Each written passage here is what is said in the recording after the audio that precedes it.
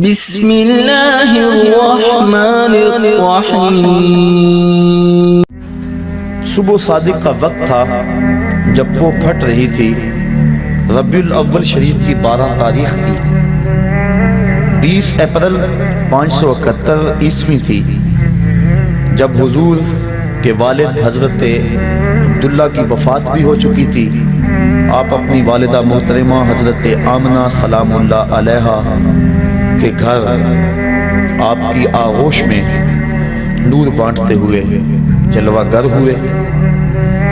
3 روز تک دودھ حضرت سیدہ آمنہ سلام اللہ علیہا نے پلایا۔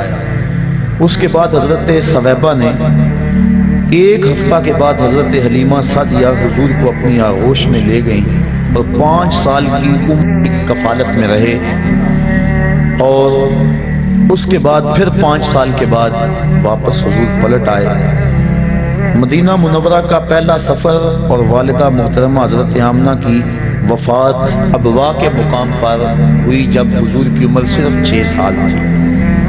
آپ کی دایا برکت بنت سالمہ، جس کا نام ام ایمن ہے عرفی نام، اس نے حضور کو واپس مکہ المعظمہ پہنچایا اور حضرت نبی رحمت صلی اللہ علیہ وسلم کو ان کے مشفق چچا جناب ابو طالب کی کفالت میں دیا۔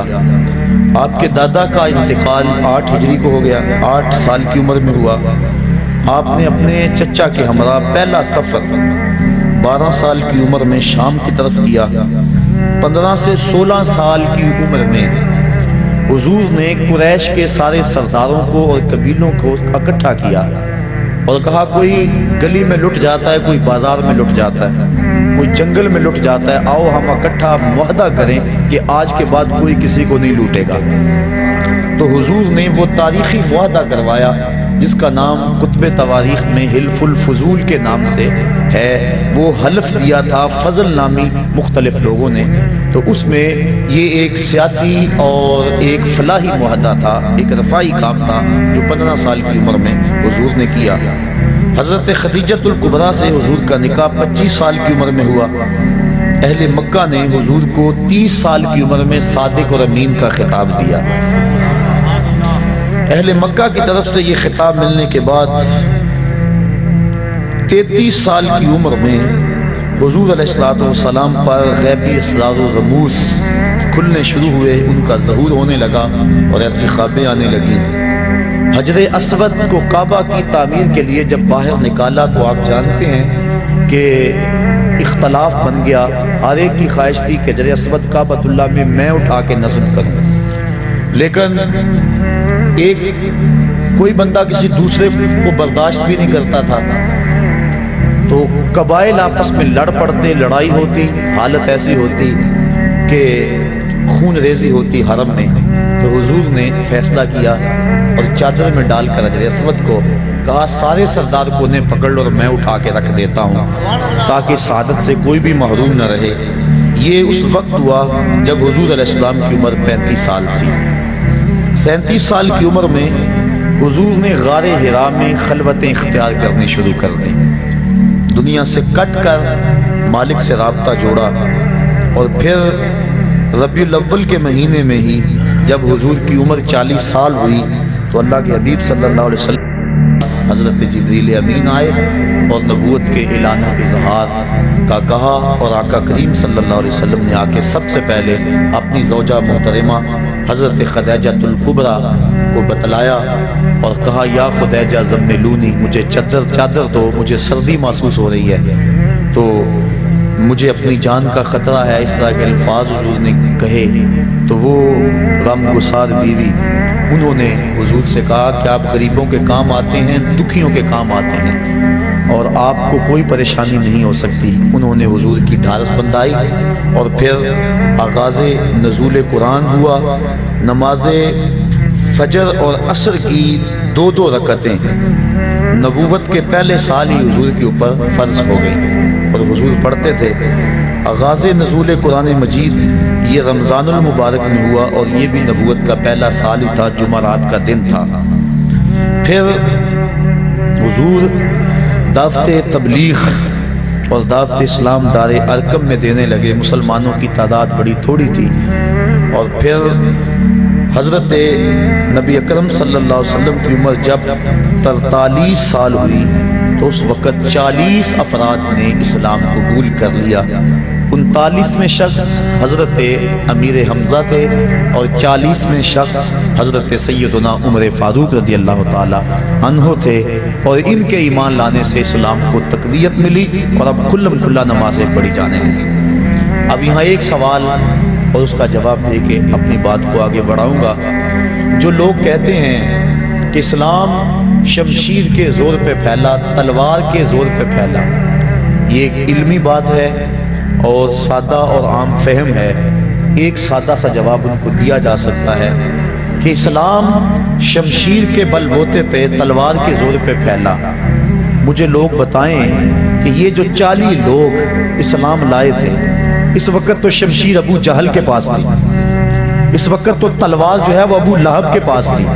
تو یہ 40 لوگ جو اسلام لائے ہیں، یہ لوگ 40 جو ہے جو اسلام کی دولت سے مالا مال ہوئے ہیں، یہ کس تلوار کے دم سے اور تلوار کے ڈر سے انہوں نے اسلام قبول کیا ہے، یہ حضور کے خلق کریمانہ کی وجہ سے اور اسلام کی طبی صداقت کی وجہ سے اسلام قبول کیا ہے؟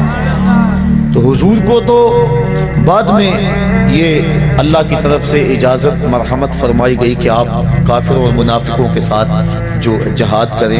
پہلے تو حضور کی تلواریں، حضور کے ماننے والوں کی تلواریں نیام میں تھیں، اور دشمنوں کی تلواریں جو ہیں وہ نیام سے باہر تھیں۔ تو اس وقت بھی جو اسلام پھیلتا رہا، اس سے اندازہ کر لینا چاہیے کہ اسلام تلوار کے زور پہ نہیں پھیلا، بلکہ خلق محمدی کے زور پہ پھیلا۔ پھر جب مسلمانوں کا گھیراؤ کر لیا گیا تو مسلمانوں کی پہلی ہجرت حبشہ کی طرف ہوئی۔ اس وقت حضور کی عمر 45 سال تھی، اور نبوت کا اعلان کیے ہوئے 5 سال بیت گئے تھے۔ حضور کی عمر جب 47 سال ہوئی تو اس وقت کفار نے حضور کا بائیکاٹ کر دیا، سماجی بائیکاٹ کر دیا، اور شاب ابی طالب میں حضور 3 سال تک اپنے غلاموں کے ساتھ وہاں رہے۔ جس چمڑے پہ لکھ کے وہ معاہدہ کعبے کی دیوار کے ساتھ لٹکایا گیا تھا، اس چمڑے کو دیمک چاٹ گئی اور وہ خود گر گیا، اور پھر جو ہے حضور علیہ الصلوۃ والسلام دوبارہ مکہ المکرمہ میں آئے۔ یہ حضور کی طرف سے، حضور کے لیے اللہ تعالیٰ کی اعانت تھی۔ اور پھر نبوت کے 50ویں عمر کے 50ویں سال اور نبوت کے 10ویں سال حضور کے چچا اور حضور کی زوجہ محترمہ حضرت خدیجہ الکبریٰ انتقال کر گئیں۔ یہ دونوں حضور علیہ الصلوۃ والسلام سے بے پناہ محبت کرنے والی ہستیاں تھیں، اور حضور کو ان دونوں کا بڑا آسرا اور سہارا تھا۔ جس سال یہ دونوں ہستیاں انتقال کر گئیں، اس سال کو حضور نے عام الحزن، دکھوں کا اور غموں کا سال قرار دیا۔ حضرت خدیجہ الکبریٰ رضی اللہ تعالی عنہا کا جب وقت آخر آیا تو انہوں نے اپنی بیٹی حضرت فاطمہ کو حضور کے پاس بھیجا اور کہا کہ جاؤ اپنے باپ سے کہو کہ مجھے چادر رحمت عطا کر دیں۔ حضرت فاطمہ زہرا رضی اللہ تعالی عنہا حاضر ہوئی۔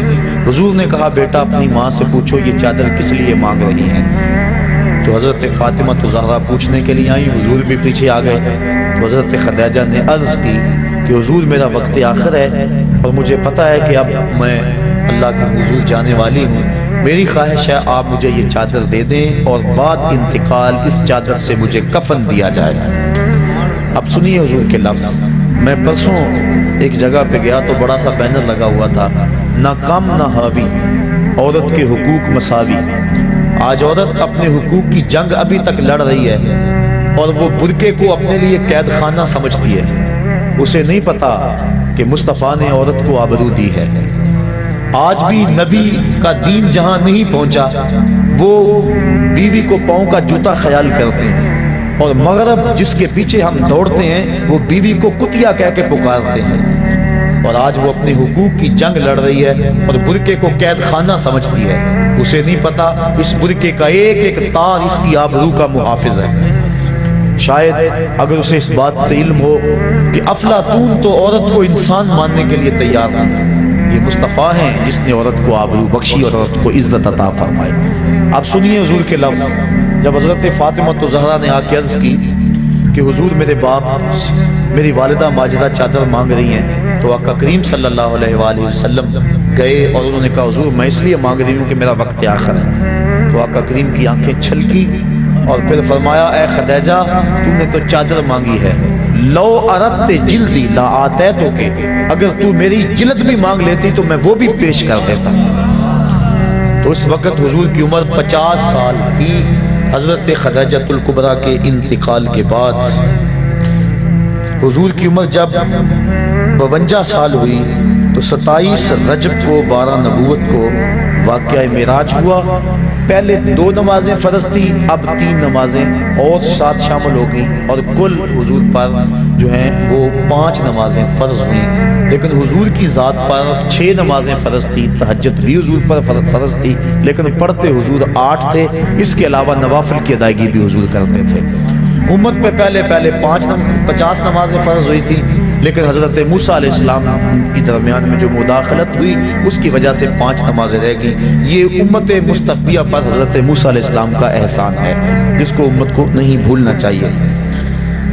پھر مدینہ منورہ کے 15 افراد، جب حضور کی عمر جو ہے وہ یہی 52 سال تھی، 52 سال تھی حضور کی عمر، تو پھر کچھ لوگ جو ہیں وہ ایمان 18 افراد ایمان کی دولت سے مالا مال ہوئے۔ اس کو بیعت عقبہ اولیٰ بھی کہتے ہیں۔ پھر اس کے بعد 72 افراد نے اسی سال ذوالحج کے مہینے کے اندر جو ہے وہ بیعت کی۔ اس کو جو ہے 72 افراد نے قبول کیا حضور علیہ السلام کے ہاتھ پہ اسلام کو۔ تو یہ اگلا سال تھا، یعنی نبوت کا 13واں سال۔ مکہ معظمہ سے حضور علیہ السلام جو ہے وہ اسی سال ارادہ کیا، اور اگلے سال حضور علیہ السلام نے نبوت کے 14ویں سال میں 17 صفر کو نبوت کی، 13 کو حضور نے مدینہ شریف کی طرف ارادہ کیا، اور پیر کے دن 8 ربیع الاول، ایک روایت کے مطابق 12 ربیع الاول کے مبارک دن نبوت کے 13ویں سال حضور علیہ السلام قباء میں تشریف لائے۔ مدینہ شریف میں 12 ربیع الاول کو داخل ہوئے۔ فرضیت جمعہ کا حکم ہوا، حضرت ابو ایوب انصاری کے گھر میں قیام کیا۔ اس وقت حضور کی عمر جو ہے وہ 54 سال تھی۔ مسجد نبوی کی بنیاد بھی رکھی حضور علیہ السلام نے۔ یہ جو ہے وہ 22 ربیع الاول تھی اور 1 ہجری تھی، اور پھر اس کے بعد 15 شعبان 2 ہجری کو تحویل قبلہ کا حکم ہوا، اور پھر اسی سال جو ہے فرضیت روزہ اور فرضیت زکوٰۃ اور فرضیت جہاد ہوئی۔ نماز عید الفطر کی ادائیگی 1 شوال 2000 کو پہلی مرتبہ ہوئی۔ معرکہ بدر حضور کے 55 سال کی عمر میں 17 رمضان کو ہوا۔ معرکہ احد حرمت شراب، اور یہ جو ہے وہ 56 سال کی عمر کے اندر جو ہے وہ حضور علیہ السلام کے اوپر لازم قرار دیا گیا۔ قاریوں کی شہادت، صحابہ کرام کو جو کچھ قبیلوں کے لوگ لے گئے تھے، یہ اس وقت حضور کی عمر 57 سال تھی۔ غزوہ خندق جب ہوا تو اس وقت حضور کی عمر 58 سال تھی، اور یہ 5 ہجری کا واقعہ ہے۔ اور حضور کی عمر اسی سال 58 سال کی عمر میں ہی زنا، قذف، لعان کے فوجداری قوانین کا نفاذ اور پردے کا حکم آیا، اور جب حضور کی عمر 59 سال تھی تو صلح حدیبیہ کا واقعہ ذیقعد کے مہینے میں 6 ہجری کو ہوا۔ فتح قلعہ خیبر، دنیا کے مختلف بادشاہوں کے نام حضور نے دعوت اسلام کے جو خطوط ارسال کیے، یہ 7 ہجری کا واقعہ ہے، اور 1 محرم کا دن تھا۔ 20 رمضان المبارک 8 ہجری کو حضور نے مکے کو فتح کر لیا، اور جس شہر سے حضور تنہا گئے تھے آج 10,000 کا لشکر لے کر حضور دوبارہ اس شہر میں داخل ہوئے۔ اسلامی حکومت کا قیام، حکام کا تقرر، فوجوں کی آراستگی، سیاسی انتظام اور غیر مسلم اقوام سے جو حضور نے سلوک کیا، اس وقت حضور کی عمر 60 سال تھی، 8 ہجری تھی۔ صدقات زکوٰۃ کے اوپر حاصل کرنے والوں کا حضور نے تقرر کیا، یہ 9 ہجری کی بات ہے، جب عمر 61 سال تھی۔ واقعہ تبوک بھی جو ہے وہ 9 ہجری کو ہوا۔ اسی سال حضرت ابو بکر صدیق رضی اللہ تعالی عنہ کو امیر حج بنا کر حضور نے حج کی ادائیگی کے لیے روانہ کیا، اور مختلف ممالک یمن، بحرین، عمان، یمامہ اور بہت سارے ملکوں تک اسلام کے اثرات پہنچے۔ پھر 10 ہجری کو حجۃ الوداع کا خطبہ حضور نے امت کو دیا. یہ امت کو اجتماعی طور پہ حضور کا آخری خطاب تھا. وصال سے اور اس کے بعد 61 دن کے بعد حضور کا انتقال ہو گیا. حجۃ الوداع کا امت سے یہ آخری خطاب تھا اور وصال سے 5 روز قبل مسجد نبوی میں امت محمدیہ سے رسول کریم صلی اللہ علیہ وسلم نے جو ہے وہ مسجد میں ایک جو ہے وہ اجتماع سے گفتگو ارشاد فرمائی. اور پھر جب حضور کی عمر 63 سال ہوئی تو پیر کا دن تھا, چاشت کا وقت تھا اور ربیع الاول کی تاریخ میں اختلاف ہے, 7 جون کی تھی اور اللہ کے حبیب صلی اللہ علیہ وسلم اس دنیا سے اپنا مقصد پورا کر کے واپس اللہ کے ہاں چلے گئے.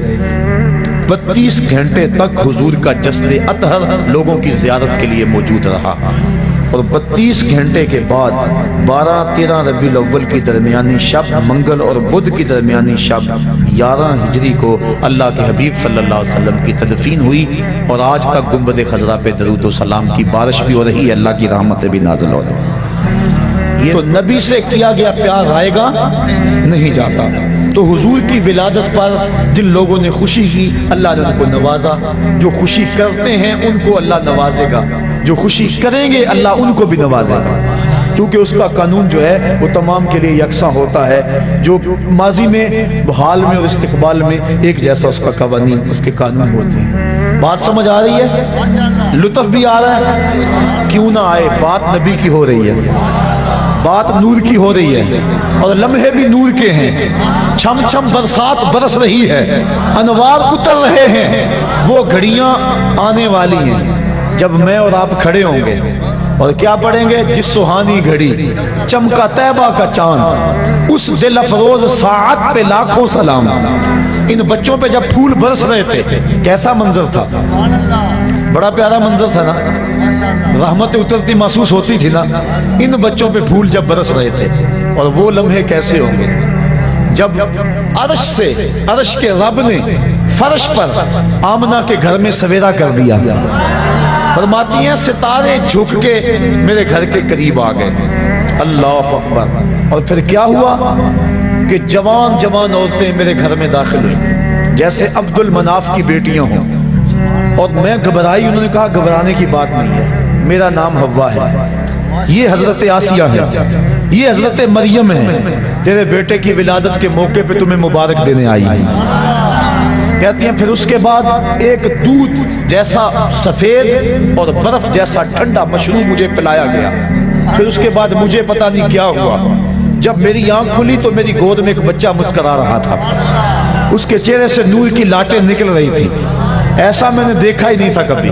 سخن شاعری شہر یار اپنی جگہ, نعت کہنے کو احمد رضا چاہیے. سا جمال. حضرت آمنہ فرماتی ہیں جب میں نے دیکھا تو میری گود میں ایک خوبصورت بچہ تھا, اس کا چہرہ چمک رہا تھا. اذا سرّ استنار وجہہ. حضور علیہ السلام جب مسکراتے تھے چہرے کی لکیروں سے نور نکلتا تھا. پھر کیا ہوا؟ پیدا ہوتے ہی اس بچے نے اپنے دونوں ہاتھ زمین پہ رکھ دیے اور سارا آسمان کی طرف اٹھایا. اللہ اکبر. اور پھر مٹی کی مٹھی ہاتھ میں بھری. 1 دن کا بچہ ہے لوگوں, 1 دن کا بچہ ہے. نہیں, بات کچھ اور ہے. یہ ولادت ہو رہی ہے, خلقت کو بڑی پہلے کی ہو چکی ہے. آتے ہی مٹھی خاک کی بھری, دیکھا آسمان کی طرف. علماء کہتے ہیں مٹھی اس لیے بھری, لوگوں کو بتایا دیکھو لوگوں یہ زمین ہے, آج کے بعد اس پہ محمد کا قبضہ ہے. اللہ. اور آواز اٹھ رہی تھی ساتھ, بخن بخن قبض محمد علی جمیع الارض. مبارک ہو, مبارک ہو, ہر زمین پہ مصطفیٰ کا قبضہ ہو گیا. مشرق والے جانور پرندے مغرب کو دوڑ پڑے اور مغرب والے مشرق کو دوڑ پڑے, اور ایک دوسرے کو جب ملتے ہیں تو مبارک دیتے ہیں اور کہتے ہیں مبارک ہو مصطفیٰ آ گئے. یار پرندے دوڑیں اور مبارکیں دیں تو ہم نہ دیں, ہم نہ جھومیں, ہم نہ اظہار محبت کریں. اللہ اکبر. شرق کے پرندے غرب کو دوڑ پڑے اور غرب کے پرندے شرق کو دوڑ پڑے اور آپس میں ملتے ہیں اور کہتے ہیں مبارک ہو, مبارک ہو. وہ آ گیا جس کے آنے کا انتظار تھا, وہ جس کے ذکر پر داؤد نے نغمہ سرائی کی. وہ جس کے نام پر شاہ سلیمان نے گدائی کی، دل یحییٰ میں رہ گئے ارماں جس کی زیارت کے، لب عیسیٰ پہ آئے باز جس کی شان رحمت کے، جو بن کے روشنی پھر دیدہ یعقوب میں آیا، جسے یوسف نے اپنے حسن کی نئے رنگ میں پایا، ندانم ماں گلے خنداں چے رنگو بودارت کہ مرغے ہر چمن آرزوئے ادارت۔ اللہ اکبر۔ اللہ کے حبیب صلی اللہ علیہ وآلہ وسلم زمین پہ مٹھی بھری اور حضور علیہ السلام اس وقت جو گفتگو کی، اللہ اکبر کبیرہ، یہ لفظ بھی کتب میں آتے ہیں اور کتب میں یہ لفظ بھی آتے ہیں، کہا رب حبلی امتی، اے اللہ میری امت کا معاملہ میرے ہاتھ میں دے دے۔ اللہ اکبر، میری امت کا معاملہ میرے لے کے پہلو میں غم امت نادار آئے، امتی امتی کہتے ہوئے سرکار آئے۔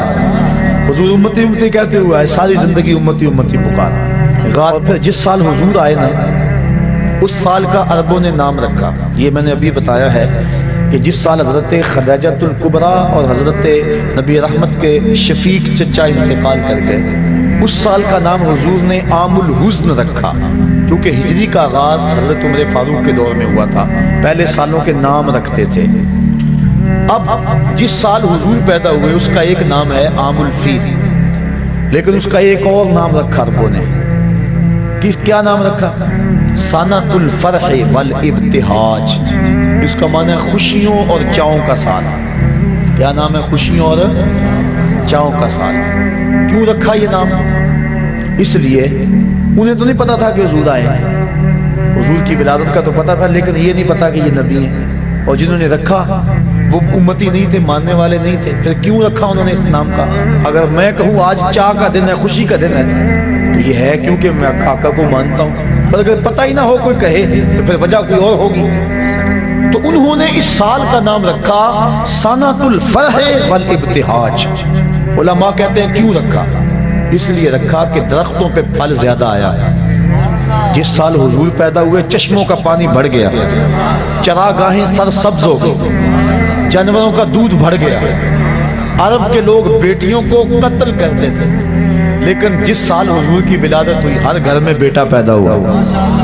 آج بھی جس شخص کے ہاں اولاد نرینہ نہ ہوتی ہو، علماء کہتے ہیں خلوص نیت سے کہے اے اللہ مجھے بیٹا دے دے، میں تیرے رسول کا میلاد کرواؤں گا، اللہ بیٹا ہی عطا فرمائے گا، نیت اس کی خالص ہو۔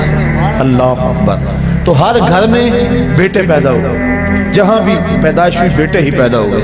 تو اس سال ہر گھر میں خوشی تھی، غم قریب نہیں آیا، اس لیے نام رکھا سنۃ الفرح والابتہاج، یہ خوشیوں اور چاؤں کا سال ہے۔ ناگہاں ساکن ہواؤں پہ روانی آ گئی، ناگہاں ساکن ہواؤں پہ روانی آ گئی، اور چمن کے پتے پتے پر جوانی آ گئی۔ آج زانوئے ازل نے صبح پہ انگڑائی لی، اور مسکرا کر ایک کرن نے ہاتھ میں شہنائی لی۔ مخزن اسرار قدرت کے امی پیدا ہوئے، غل ہوا دنیا میں ختم المرسلی پیدا ہوئے۔ محمد مصطفیٰ آئے، بہاروں پر بہار آئی، زمین کو چومنے جنت کی خوشبو بار بار آئی۔ گلی گلی روشن ہو گئے، ہر گھر میں اجالا ہو گیا۔ وہ کہانی لمبی ہے اگر میں چھیڑ دوں کہ حضرت علیمہ سعدیہ کیسے آئی، اور پھر حضور نے وہ سبز کپڑا کیسے ہٹایا، اور نور کی لاٹ آسمان تک کیسے گئی، اور پھر لال کو پکڑ کے گود سے کیسے لگایا، اور پھر حلیمہ کی بیٹی شیمہ حضور کو لوریاں کیا دیا کرتی تھی۔ وہ ایک لمبی کہانی ہو جائے گی، میں تیسری بات بھی عرض کرنی ہے۔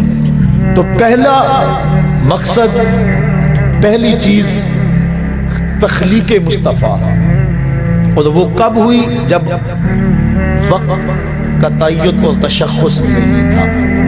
دوسری ولادت مصطفیٰ، اور ولادت 12 ربیع الاول کی سہانی گھڑی، جب صبح صادق طلوع ہو رہی تھی، دن اور رات کے سنگم میں حضور پیدا ہوئے، کیونکہ رات کی خواہش تھی حضور میرے دامن میں آئیں، اور دن کی آرزو تھی کہ میرے دامن میں آئیں، اور اگر رات کو آ جاتے دن محروم رہتا، دن کو آتے رات محروم رہتی، تو حضور تو رحمت للعالمین ہے۔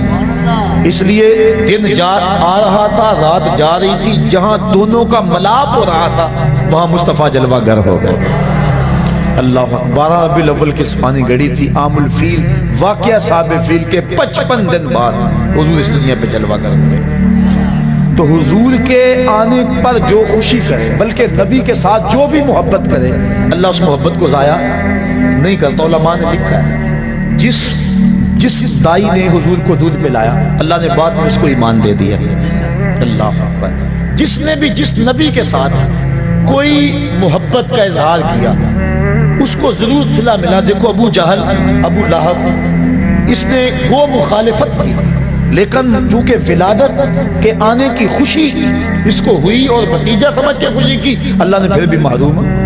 امام ابو شامہ کہتے ہیں جو بھتیجا سمجھ کے خوشی کرے خدا اسے محروم نہیں رکھتا، اور جو نبیوں کا سردار سمجھ کے خوشیاں منائے۔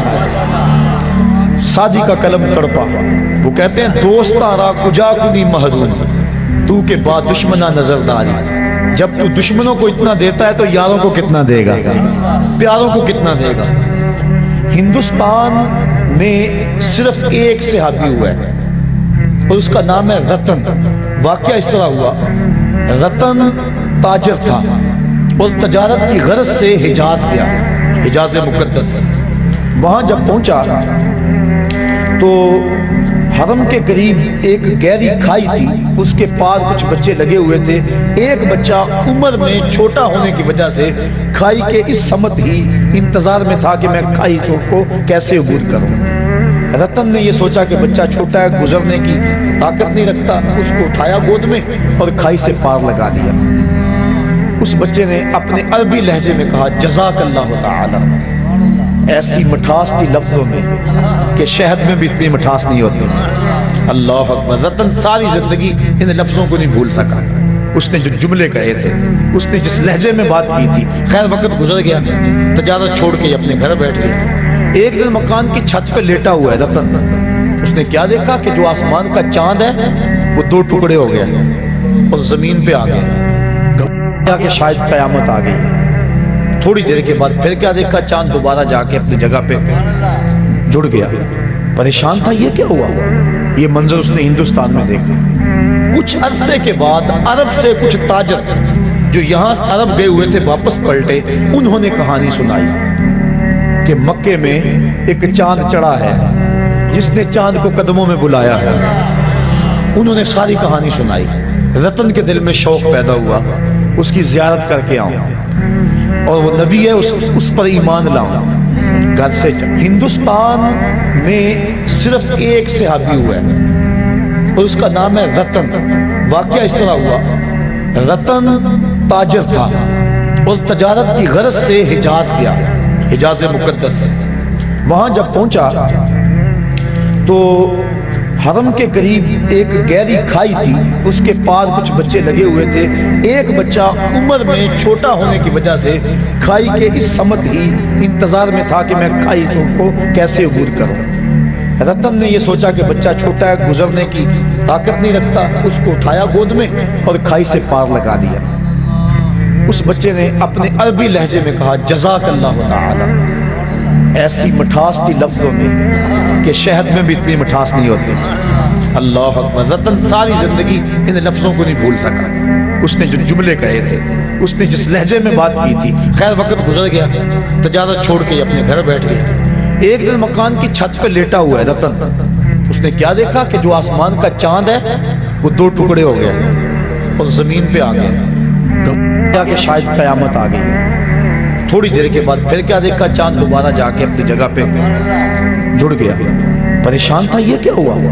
یہ منظر اس نے ہندوستان میں دیکھا۔ کچھ عرصے کے بعد عرب سے کچھ تاجر جو یہاں عرب گئے ہوئے تھے واپس پلٹے، انہوں نے کہانی سنائی کہ مکے میں ایک چاند چڑھا ہے جس نے چاند کو قدموں میں بلایا ہے۔ انہوں نے ساری کہانی سنائی۔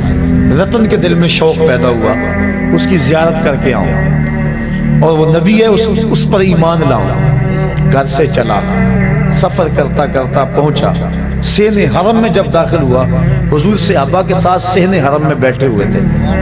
یہ آگے ملنے کے لیے ہوا، آقا مسکرا پڑے اور فرمایا اراتن ہندیون، کیا تو رتن ہندی ہے؟ قال نعم، عرض کی حضور ہاں میں رتن ہندی ہوں، لیکن آپ کو کس نے بتایا ہے؟ کہا جس رب نے مجھے نبی بنایا ہے۔ اب اگلی بات سنیے، اب رتن کہنا چاہ رہا تھا کہ میں ایمان لانا چاہتا ہوں، آقا کریم نے فرمایا قریب آجا، میں تیرے لیے بیٹھا ہوں۔ تجھے یاد نہیں بچپن میں ایک بچے کو تو نے کھائی سے پار لگایا تھا، وہ بچہ اب تیرے سامنے موجود ہے، اور تو نے مجھ کو اس کھائی سے پار لگایا تھا، آج میں کلمہ پڑھا کے تجھے جہنم کی کھائی سے پار لگانا چاہتا ہوں۔ ایمان کی دولت سے مال ہوا۔ نبی سے جو پیار کیا گیا ہے کبھی رائے گا؟ حضور جب اپنے بال سنوارتے تھے نا تو حضور بالکل درمیان میں مانگ نکالتے۔ ذرا تصور کریں مدینے کے چاند کا، اللہ اکبر، بڑے خوبصورت ہوں گے، بڑے حسین ہوں گے، لیکن میرے حبیب کی پائے خاک جیسے بھی نہیں ہیں۔ اللہ اکبر، حضور علیہ السلام کے خاک پا جیسے بھی نہیں ہیں، بڑے بڑے حسین ہوں گے، بڑے بڑے جمیل ہوں گے، بڑے بڑے مہوش ہوں گے، بڑے بڑے زہرہ جمال ہوں گے، لیکن جو حسن اللہ نے اپنے حبیب کو دیا کسی کو نہیں دیا۔ جب مانگ نکالتے تھے اللہ اکبر درمیان میں تو لگتا تھا ستارے چمک رہے ہیں۔ اللہ اکبر، کبھی آپ نے دیکھا صبح کو جب تڑکا ہوتا ہے تو اس وقت پو پھٹتی ہے، کالی رات کے اندھیرے میں افق سے جب پو پھٹتی ہے، اعلیٰ حضرت نقشہ کھینچا، کہا حضور یہ جو آپ مانگ نکالتے ہیں نا، ایسا لگ رہا ہے جس طرح لیلۃ القدر میں پو پھٹ رہی ہو۔ لیلۃ القدر میں مطلع فجر حق، مانگ کی استقامت پہ لاکھوں سلام، مانگ کی استقامت پہ اللہ اکبر۔ حضور کی زلفوں کو اللہ اکبر رات کہہ دیا، لیکن عام رات نہیں، لیلۃ القدر کہا، تو بات اعلیٰ حضرت جب بھی بولتے ہیں حد کرتے ہیں۔ اب اللہ کے حبیب صلی اللہ علیہ وآلہ وسلم کی آمد کی 3 حیثیتیں علماء نے بیان فرمائی ہیں۔ نمبر 1 تخلیق مصطفیٰ، جس کو کہتے ہیں خلقت محمدیہ، اور دوسرا ہے ولادت محمدیہ، اور تیسرا ہے بعثت محمدیہ۔ حضور کی تخلیق کب ہوئی، حضور کی ولادت پیدائش کب ہوئی، اور حضور علیہ السلام کی بعثت کب ہوئی۔ تو بعثت کا یہاں اور ولادت کا یہاں آپ سن چکے ہیں، پھر اس کو تھوڑی سی تفصیل سے عرض کرنا چاہوں گا۔ حضور کی تخلیق کب ہوئی یہ آج تک کوئی نہیں بتا سکا کہ حضور پیدا کب ہوئے، تخلیق کب ہوئی۔ حضور سے پوچھا گیا اس بات میں تو آقا کریم صلی اللہ علیہ وسلم نے ارشاد فرمایا، میں اس وقت بھی نبی تھا جب آدم علیہ السلام مٹی اور پانی کے درمیان تھے۔ یہ نہیں بتایا کہ میں نبی کب بنا ہوں اور میری تخلیق کب ہوئی ہے۔ اور دوسرا فرمایا، اول ما خلق اللہ نوری، اللہ نے سب سے پہلے میرے نور کو پیدا فرمایا ہے۔ اس کائنات میں سب سے پہلی چیز جو تخلیق کی گئی، مخلوق اول، اللہ کی ذات مخلوق نہیں ہے، وہ خالق ہے، اس کو کسی نے پیدا نہیں کیا، تخلیق نہیں کیا، کسی نے بنایا نہیں، اور اس پر کبھی بھی ایسا وقت نہیں آیا کہ وہ نہ ہو، وہ ازلی ہے، ابدی ہے۔ تو کائنات تخلیق گئی، ماں سے اللہ جو کچھ ہے اس کو خلق کیا گیا، تخلیق کیا گیا۔ تو کائنات میں جب تخلیق کا سلسلہ شروع ہوا تو سلسلہ تخلیق کا آغاز ذات رسالت مآب سے ہوا۔ حضور فرماتے ہیں اللہ نے سب سے پہلے میرے نور کو پیدا فرمایا۔ ایک روایت میں آتا ہے اللہ نے سب سے پہلے لوح کو پیدا کیا، اللہ نے سب سے پہلے قلم کو پیدا کیا، اول ما خلق اللہ القلم، اللہ نے سب سے پہلے قلم کو پیدا کیا۔ ایک روایت میں آتا ہے اللہ نے سب سے پہلے جو ہے وہ عقل کو پیدا کیا۔ مختلف روایات مختلف کتابوں میں موجود ہیں۔ آج لوگ کہتے ہیں کہ سب سے پہلے تو عقل پیدا ہوئی، سب سے پہلے تو قلم کو پیدا کیا گیا، سب سے پہلے تو لوح کو پیدا کیا گیا، اور اول ما خلق اللہ نوری یہ بھی حدیث ہے، لیکن ان کا خیال روح سخن ادھر ہی رہتا ہے جی سب سے پہلے تو قلم کو پیدا کیا گیا۔ اور اگر چلو یہ نہ بھی مانو تو حدیثیں متضاد ہیں، لہذا احتمال جاتا رہا، جب احتمال آ گیا تو پھر استدلال باقی نہ رہا۔ لیکن محدثین کے ہاں ایک طریقہ ہے کہ جب حدیثیں مختلف ہوں تو وہ تطبیق کرتے ہیں۔ مثال کے طور پہ سب سے پہلے قیامت کے دن سوال کس چیز کا ہوگا؟ نماز کا، اور ایک حدیث میں قیامت کے دن سب سے پہلا سوال قتل کا ہوگا۔ تو علماء کہتے ہیں دونوں حدیثیں اپنی جگہ پہ ٹھیک ہے. سب سے پہلے قتل کا سوال ہوگا, سب سے پہلے نماز کا سوال ہوگا. تو فرماتے ہیں اس کی تطبیق یوں ہے, عبادات میں, حقوق اللہ میں سب سے پہلا سوال نماز کا ہوگا, اور حقوق العباد میں, معاملات میں سب سے پہلا سوال قتل کا ہوگا. تو یہ اس کی تطبیق کر لیں تو دونوں حدیثیں اپنی اپنی جگہ پہ ٹھیک ہے. تو یہ حدیثیں سب سے پہلے میرے نور کو پیدا کیا گیا, سب سے پہلے لوح کو پیدا کیا گیا, سب سے پہلے قلم کو پیدا کیا گیا, سب سے پہلے عقل کو پیدا کیا گیا.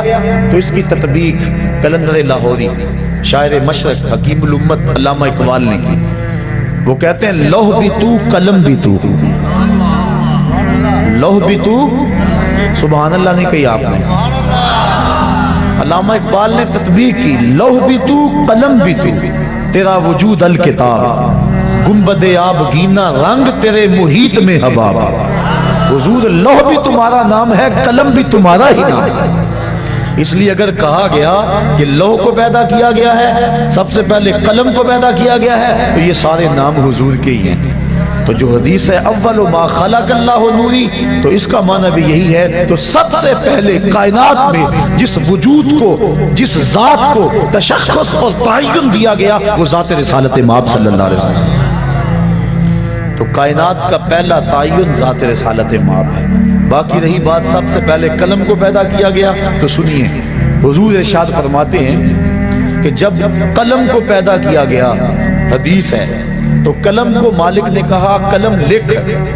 قلم نے کہا مالک کیا لکھوں؟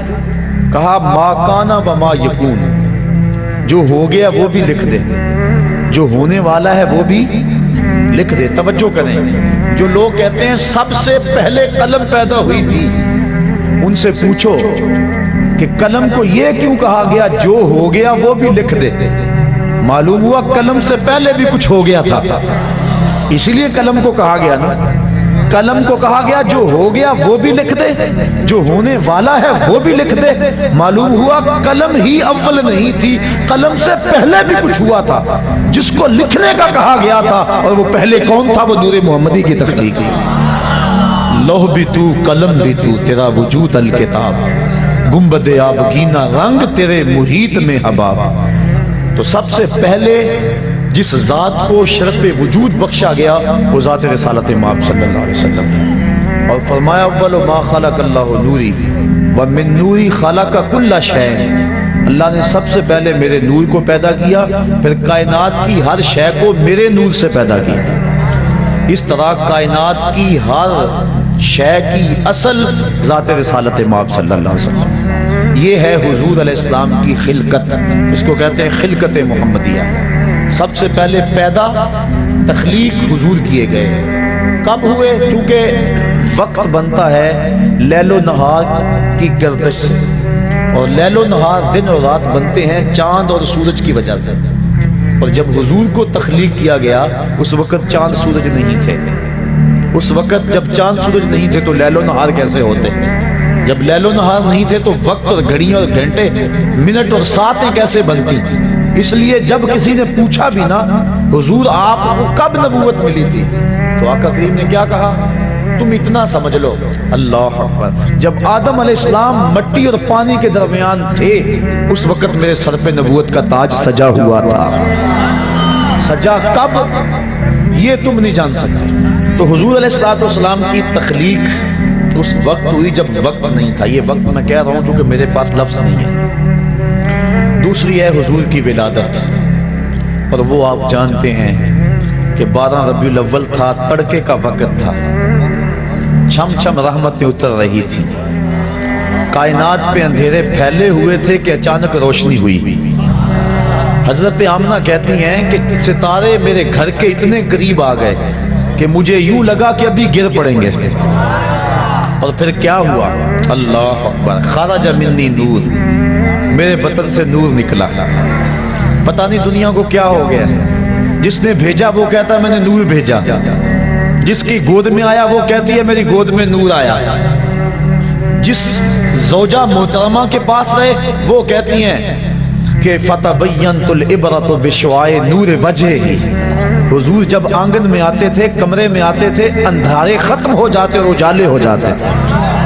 جس دائی کے پاس گئے ہیں وہ بھی کہتی ہیں ما کننا نحتاج الی السراج من یوم اخذناہ، جب سے یہ ہمارے گھر آیا ہے نا ہمیں دیا جلانے کی ضرورت ہی پیش نہیں آئی.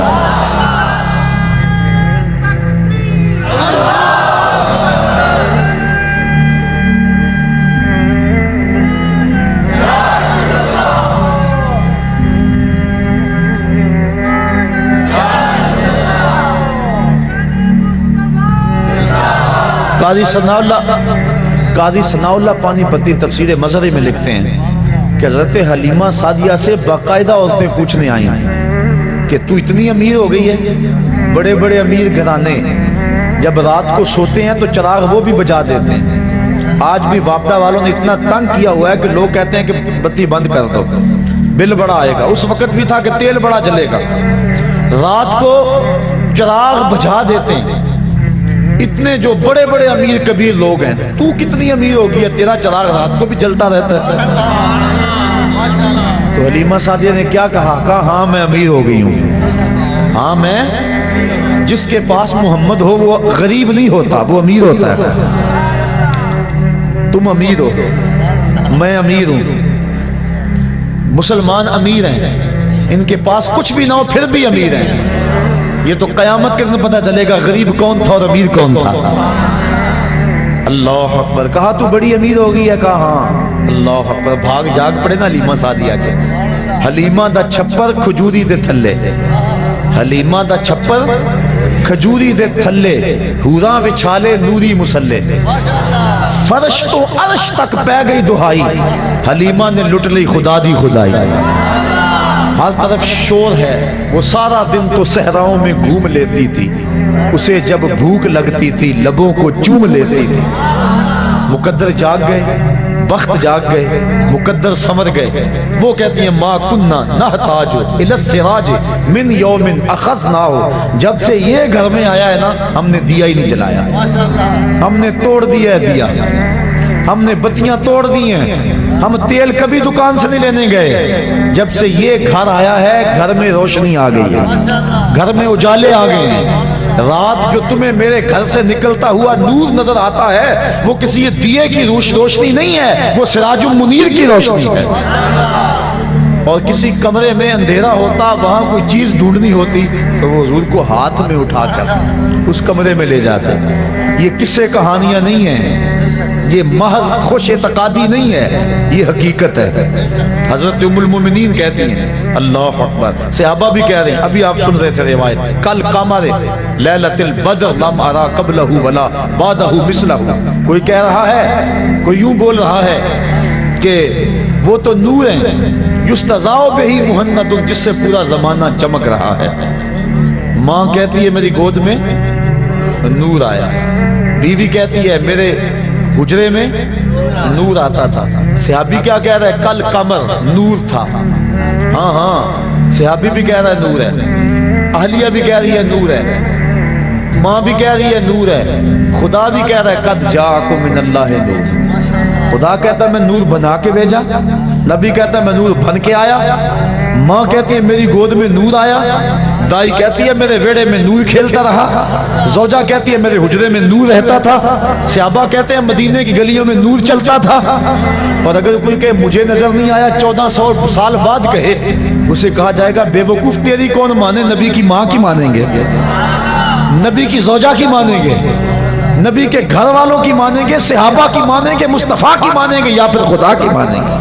اگر کوئی ان کے مطابق کہے تو اس کی مان لیں گے.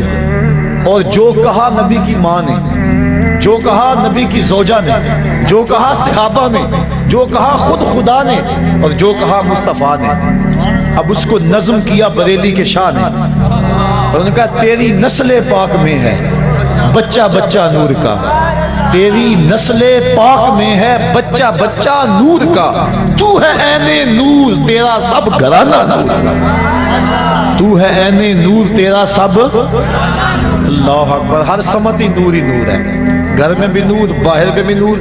انگلی اٹھائیں تو چاند رقص کرتا ہے. کوئی لاؤ تو صحیح، پتہ نہیں تم نے کس کو دیکھا ہے. خطیب الاسلام علیہ رحمہ فرمایا کرتے تھے تم نے حلیمہ کی بکریوں سے پیچھے پیچھے تو دیکھا ہے، سدرہ پر جبریل سے آگے آگے کیوں نہیں دیکھا؟ ارے ناداں، تو نے مطلق کو مقید کر دیا، تو نے یوسف کو کنویں میں دیکھا تو کیا دیکھا؟ اقبال علیہ رحمہ کہہ رہے ہیں تو نے یوسف کو کنویں میں دیکھا تو کیا دیکھا؟ ارے ناداں، جو مطلق تھا مقید کر دیا تو نے یوسف کو کنان کے کنویں میں تو دیکھا ہے، مصر کے تخت پہ کیوں نہیں دیکھا؟ تو نے مکے کی گلیوں میں چلتا تو دیکھا ہے، سدرہ کی روشوں پہ چلتا کیوں نہیں دیکھا؟ تو نے کھانا کھاتے تو دیکھا ہے، لیکن کئی کئی دن بغیر کھانے کے مصطفیٰ کو گزارا کرتے کیوں نہیں دیکھا؟ تو نے نکاح کرتے تو دیکھا ہے، لیکن مالک کے قرب ناز میں ایسا تجرد پیدا ہوتا ہے کہ جبریل بھی پیچھے رہ جاتے ہیں، کوئی فلک تے رہ یار گیا، کوئی جا سدرہ تے ہار گیا، کوئی لاؤ تو صحیح ایسا زمانہ ڈھونڈے، ثانی تو بڑی چیز ہے سایہ نہ ملے گا، ایسا ہے ہی کوئی نہیں، کسی ماں نے جنم ہی نہیں دیا۔ حسان بن ثابت فرماتے ہیں دیکھتا کیسا، کیسے دیکھتی میری آنکھ، ایسا تو پیارا کسی نے جنم ہی نہیں دیا، کسی ماں نے جنا ہی نہیں ہے، خدا نے وہ سچائی پن چھڑے ہے جدے وچ محمد نو ٹالیا سا۔ اللہ اکبر، آمنہ کا گھر روشن ہو گیا۔ بات سمجھ آ رہی ہے؟ لطف بھی آ رہا ہے؟ کیوں نہ آئے، بات نبی کی ہو رہی ہے، بات نور کی ہو رہی ہے، اور لمحے بھی نور کے ہیں، چھم چھم برسات برس رہی ہے، انوار اتر رہے ہیں، وہ گھڑیاں آنے والی ہیں جب میں اور آپ کھڑے ہوں گے اور کیا پڑھیں گے؟ جس سہانی گھڑی چمکا طیبہ کا چاند، اس دل افروز ساعت پہ لاکھوں سلام۔ ان بچوں پہ جب پھول برس رہے تھے کیسا منظر تھا؟ بڑا پیارا منظر تھا نا، رحمت اترتی محسوس ہوتی تھی نا، ان بچوں پہ پھول جب برس رہے تھے، اور وہ لمحے کیسے ہوں گے جب عرش کے رب نے فرش پر آمنہ کے گھر میں سویرا کر دیا۔ فرماتی ہیں ستارے جھک کے میرے گھر کے قریب آ گئے، اللہ اکبر، اور پھر کیا ہوا کہ جوان جوان عورتیں میرے گھر میں داخل ہوئی، جیسے عبد المناف کی بیٹیاں ہوں، اور میں گھبرائی، انہوں نے کہا گھبرانے کی بات نہیں ہے، میرا نام حوا ہے، یہ حضرت آسیہ ہے، یہ حضرت مریم ہے، تیرے بیٹے کی ولادت کے موقع پہ تمہیں مبارک دینے آئی ہے۔ کہتی ہیں پھر اس کے بعد ایک دودھ جیسا سفید اور برف جیسا ٹھنڈا مشروب مجھے پلایا گیا، پھر اس کے بعد مجھے پتا نہیں کیا ہوا، جب میری آنکھ کھلی تو میری گود میں ایک بچہ مسکرا رہا تھا، اس کے چہرے سے نور کی لاٹیں نکل رہی تھی، ایسا میں نے دیکھا ہی نہیں تھا کبھی۔ مکھ چند بدر شاہ شانی ہے، ذرا ذوق لے لو اس پہ، حد کر دی گولڑے کے تاجدار نے۔ اللہ جی، یہ آمنہ دیکھ رہی ہے، مکھ چند بدر شاہ شانی ہے، متھے چمک دی لاٹ نورانی ہے، کالی زلف تے اکھ مستانی ہے، مخمور اکھی ہن مد بھریاں، ایسا دیکھا ہی نہیں۔ میں پھر وہی کہہ دوں جو روز کہتا ہوں، تو اجے میرا یار نہیں ڈٹھا۔ ہاں میں بار بار یہی کہتا ہوں، مجھے بڑا لطف آتا ہے ان لفظوں میں، اور لڑائی بھی اس لیے ہو رہی ہے کہ لوگوں نے دیکھا ہی نہیں، دیکھ لیتے جھگڑا نہ کرتے جانے مارتے۔ لوگ اس لیے بحث کر رہے ہیں کہ انہوں نے دیکھا، جنہوں نے دیکھا ہے وہ تو سبحان اللہ کہہ رہے ہیں۔ اللہ تو اجے میرا یار نہیں ڈٹھا، جنوں ویکھ کے چند شرماوے، ادھی راتی دن چڑھ جاوے، جیو رخ تو نقاب اٹھاوے، تے جیو نکلے سیر کرن نو سارا گلشن سیس نواوے، اتے دھرتی لف لف جاوے، جے ہاتھ پھلاں وچ رکھدا ہاتھ پھلاں تو ود جاوے، نین نشیلے مست رسیلے وچ سونا کجل سہاوے، بجلی ڈردی لشک نہ مارے، متا بے ادبی ہو جاوے، خلق او دے نے مول ہی دنیا، کوئی ورلا ہی جان بچاوے۔ بچا سکتے ہیں جان؟ آپ بچا سکتے ہیں جان؟ یہ کیوں مستی ہے؟ رات بیت گئی ہے، ٹھنڈ لگ رہی ہے، ٹھنڈی ہوا گزر رہی ہے، لیکن کیا ہو گیا آپ کو؟ ایک آدمی بھی نہیں اٹھ رہا، کیا ہو گیا؟ خلق او دے نے مول ہی دنیا، خلق او دے نے، اللہ اکبر، تو اجے میرا یار نہیں ڈٹھا۔ علم خدا نے اینا دتا، عقلاں وچ نہ آوے، عقل خدا نے اینی دتی، علماں وچ نہ آوے، جے او کھولے پیچ زلف دے، اتے راہی راہ پل جاوے، اکھ اگڑے تے انج پیا جاپے، جی میں خانہ کھل جاوے، کیا خوب سجن دیاں اکھیاں نے، ਜਿਵੇਂ ਭਰ ਕੇ ਸੁਰਾਈਆਂ ਰੱਖੀਆਂ ਨੇ। ਜੇ ਉਹ ਖੋਲੇ ਪੇਚ ਜ਼ੁਲਫ ਦੇ ਅਤੇ ਰਾਹੀ ਰਾਹ ਭੁੱਲ ਜਾਵੇ, ਅੱਖ ਉਗੜੇ ਤੇ ਇੰਜ ਪਿਆ ਜਾਪੇ ਜਿਵੇਂ ਮੈਖਾਨਾ ਖੁੱਲ ਜਾਵੇ।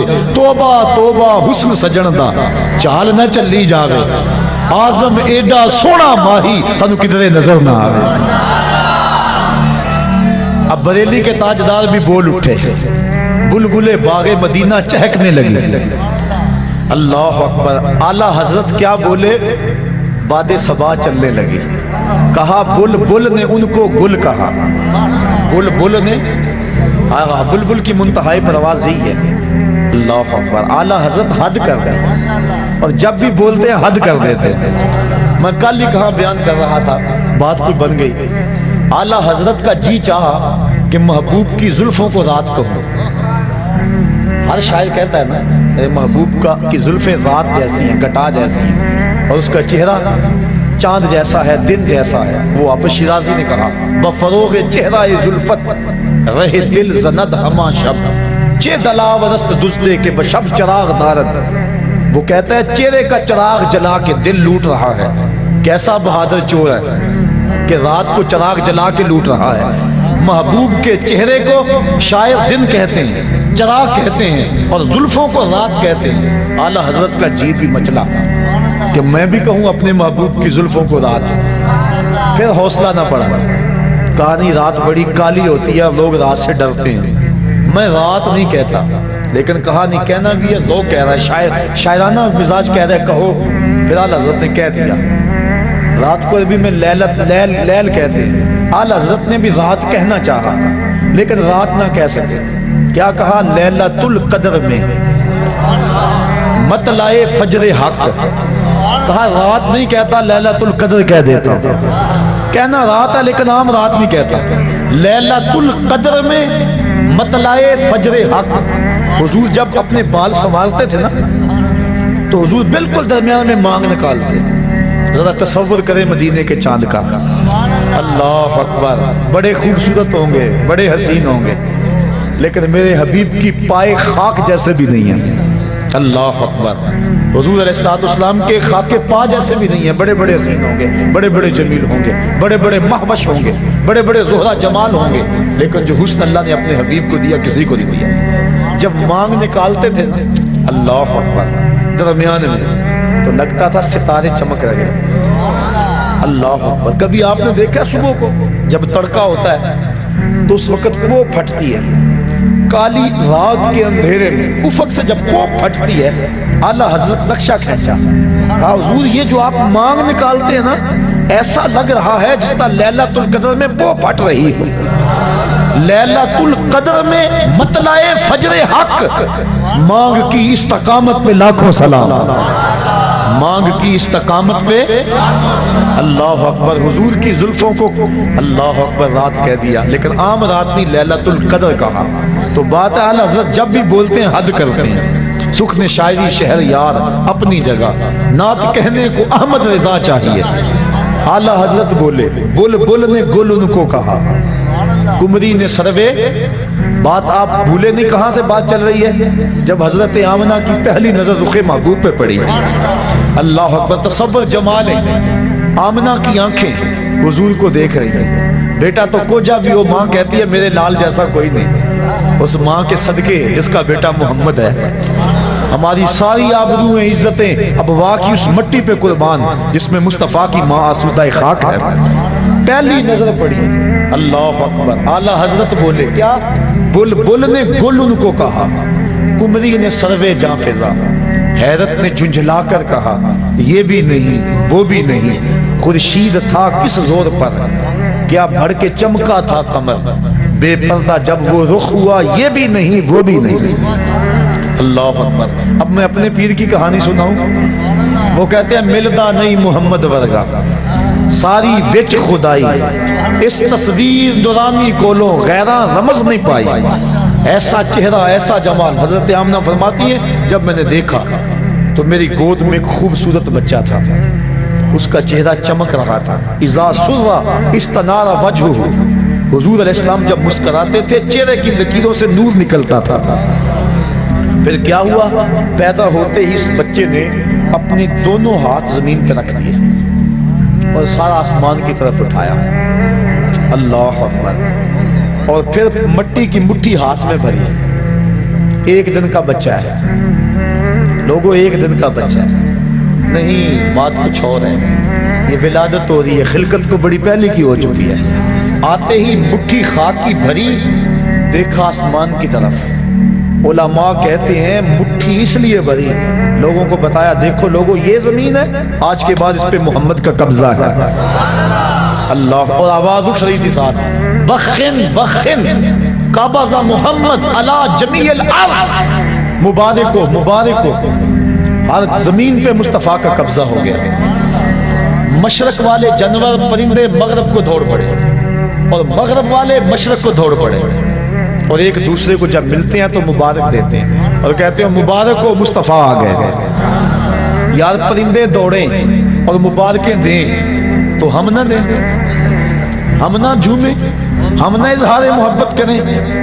اللہ اکبر، شرق کے پرندے غرب کو دوڑ پڑے اور غرب کے پرندے شرق کو دوڑ پڑے اور آپس میں ملتے ہیں اور کہتے ہیں مبارک ہو مبارک ہو، وہ آ گیا جس کے آنے کا انتظار تھا، وہ جس کے ذکر پر داؤد نے نغمہ سرائی کی، وہ جس کے نام پر شاہ سلیمان نے گدائی کی۔ دل یحییٰ میں رہ گئے ارماں جس کی زیارت کے، لب عیسیٰ پہ آئے باز جس کی شان رحمت کے، جو بن کے روشنی پھر دیدہ یعقوب میں آیا، جسے یوسف نے اپنے حسن کی نئے رنگ میں پایا۔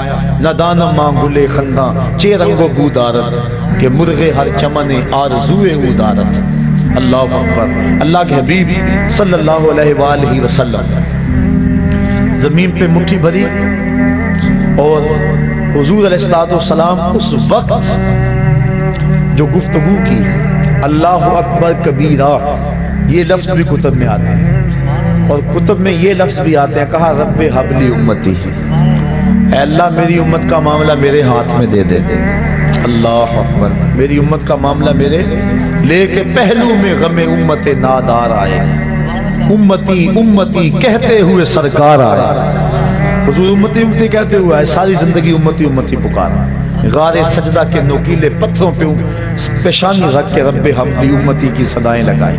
اور حضرت فضل بن عباس کہتے ہیں جب میں نے حضور کو لاحد میں اتارا وقت آخر، تو میں نے کفن کی تنیاں کھولی تو لب جنبش میں تھے، میں نے کان قریب کیا دیکھو تو سیاب کیا کہہ رہے ہیں، لیکن جب کان قریب کیا تو وہی نغمہ تھا جو ساری زندگی لاپتے رہے، رب حبلی امتی، اے اللہ میری امت کو میرے سپرد کر دے، جس کے لب پہ رہا امتی امتی، یاد ان کی نہ بھولو نیازی کبھی، وہ کہیں امتی تو بھی کہہ یا نبی، میں ہوں حاضر تیری چاکری کی۔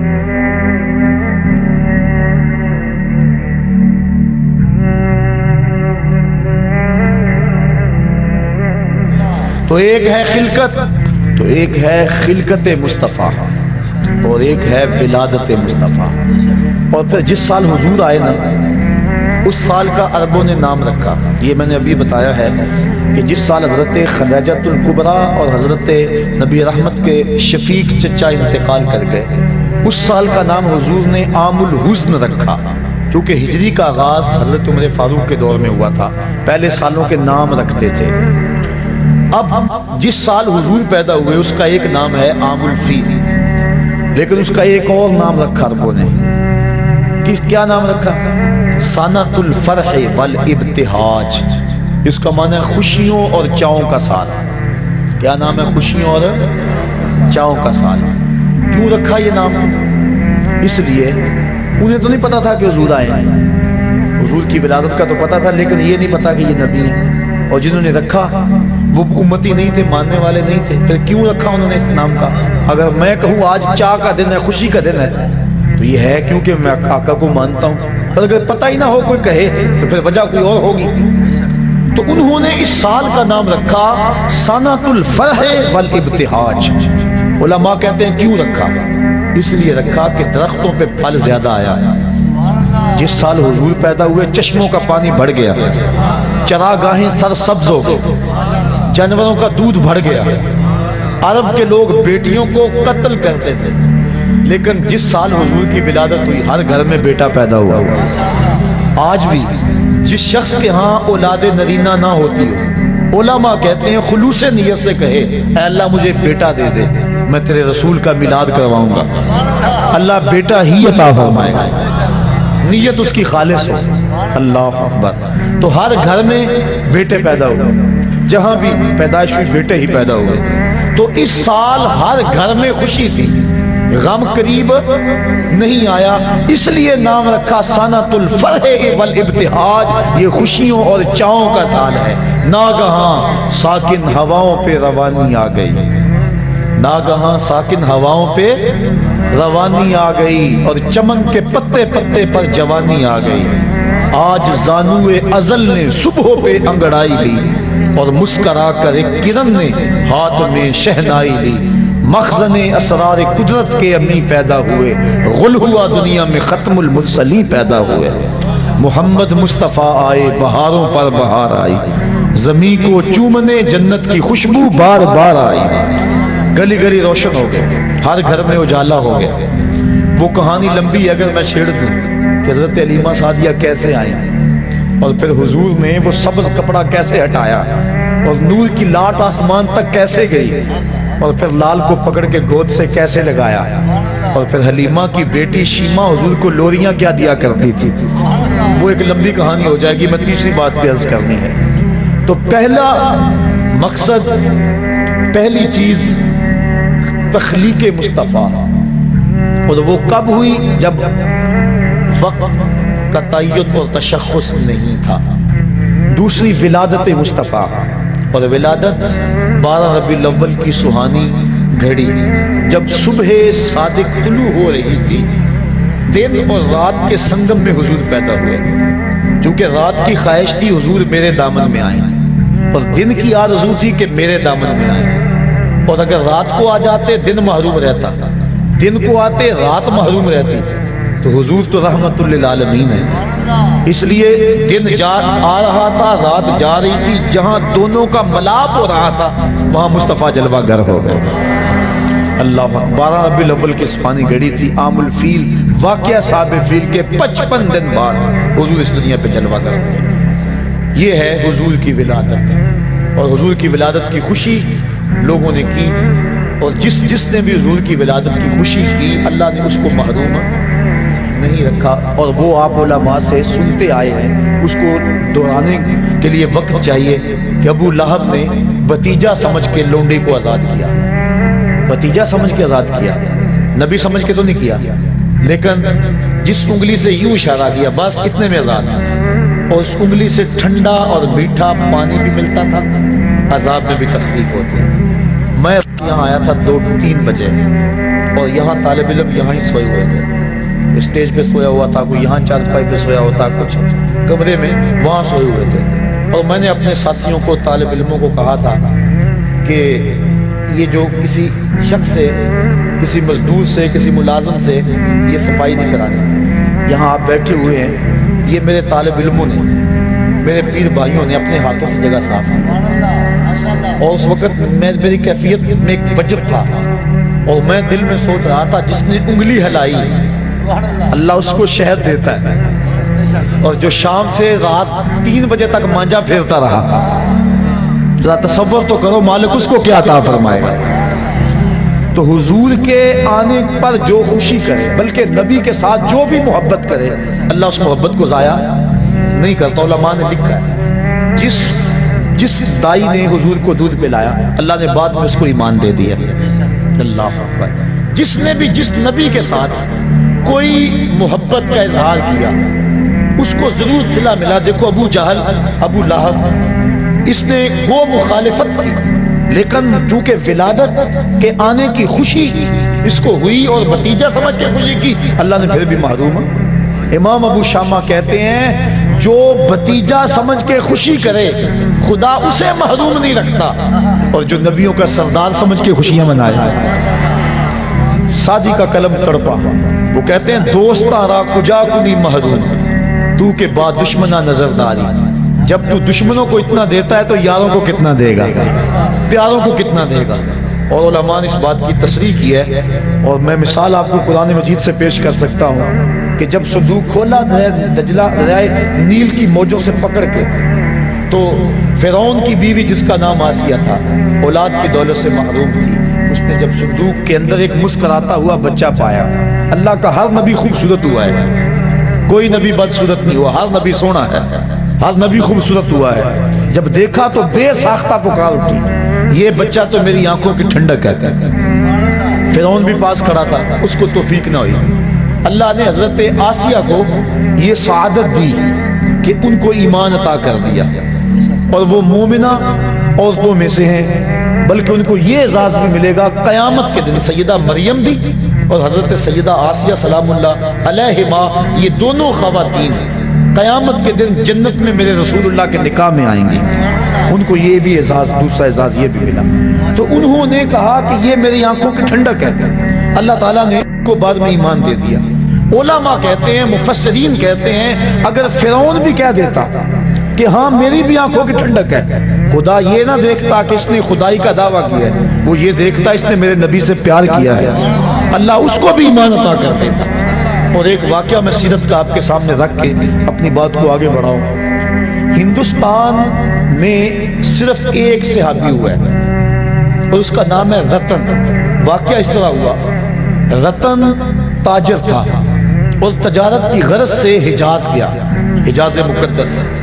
وہاں جب پہنچا تو حرم کے قریب ایک گہری کھائی تھی، اس کے پاس کچھ بچے لگے ہوئے تھے، ایک بچہ عمر میں چھوٹا ہونے کی وجہ سے کھائی کے اس سمت ہی انتظار میں تھا کہ میں کھائی کو کیسے عبور کروں۔ رتن نے یہ سوچا کہ بچہ چھوٹا ہے، گزرنے کی طاقت نہیں رکھتا، اس کو اٹھایا گود میں اور کھائی سے پار لگا دیا۔ اس بچے نے اپنے عربی لہجے میں کہا جزاک اللہ تعالی، ایسی مٹھاس تھی لفظوں میں کہ شہد میں بھی اتنی مٹھاس نہیں ہوتی۔ اللہ اکبر۔ رتن ساری زندگی ان لفظوں کو نہیں بھول سکا، اس نے جو جملے کہے تھے، اس نے جس لہجے میں بات کی تھی۔ خیر وقت گزر گیا، تجارت چھوڑ کے اپنے گھر بیٹھ گیا۔ ایک دن مکان کی چھت پہ لیٹا ہوا ہے رتن، اس نے کیا دیکھا کہ جو آسمان کا چاند ہے وہ دو ٹکڑے ہو گیا اور زمین پہ آ گیا، گھبرا کہ شاید قیامت آ گئی۔ تھوڑی دیر کے بعد پھر کیا دیکھا، چاند دوبارہ جا کے اپنی جگہ پہ جڑ گیا۔ پریشان تھا، یہ کیا ہوا؟ یہ منظر اس نے ہندوستان میں دیکھا۔ کچھ عرصے کے بعد عرب سے کچھ تاجر جو یہاں عرب گئے ہوئے تھے واپس پلٹے، انہوں نے کہانی سنائی کہ مکے میں ایک چاند چڑھا ہے جس نے چاند کو قدموں میں بلایا ہے۔ انہوں نے ساری کہانی سنائی۔